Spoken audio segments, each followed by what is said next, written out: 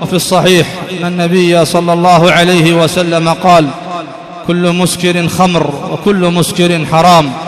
ولعن رسول الله صلى الله عليه وسلم في الخمر 10: لعن عاصرها ومعتصرها وشاربها والمحمولة وحاملها والمحمولة له وساقيها وبائعها وآكل ثمنها ومشتريها والمشتراة له.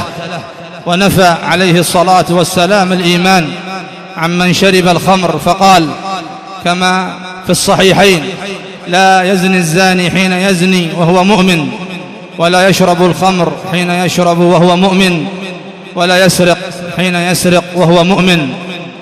وقال عليه الصلاة والسلام: من شرب الخمر في الدنيا ثم لم يتب منها حرمها في الآخرة. متفق عليه. وقال عليه الصلاة والسلام: كل مسكر حرام. وإن على الله عز وجل عهدا أن من شرب المسكر في الدنيا أن يسقيه يوم القيامة من طينة الخبال. قالوا: يا رسول الله وما طينة الخبال؟ قال: عصارة أهل النار. رواه مسلم. وفي الحديث والأثر أن الخمر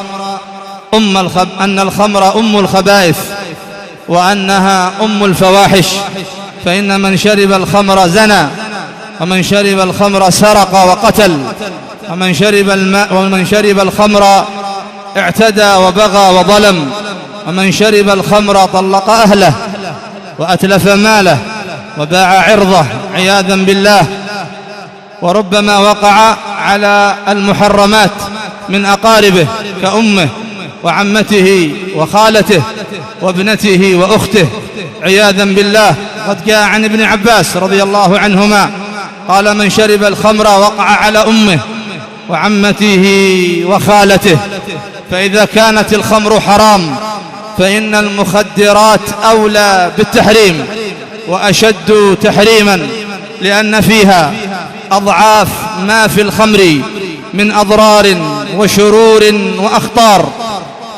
فإن من تعاطى المخدرات وصار مدمنا لها فإنه يدمر الضروريات الخمس التي جاء الدين بالحفاظ عليها. يدمر دينه ويدمر نفسه ويدمر عقله ويدمر ماله ويدمر عرضه. فهي أشد فتكا وأشد بطشا من الخمور. ولهذا حرص أعداء الإسلام على إغراق المجتمع بهذه السموم وبهذه البلايا والمصائب.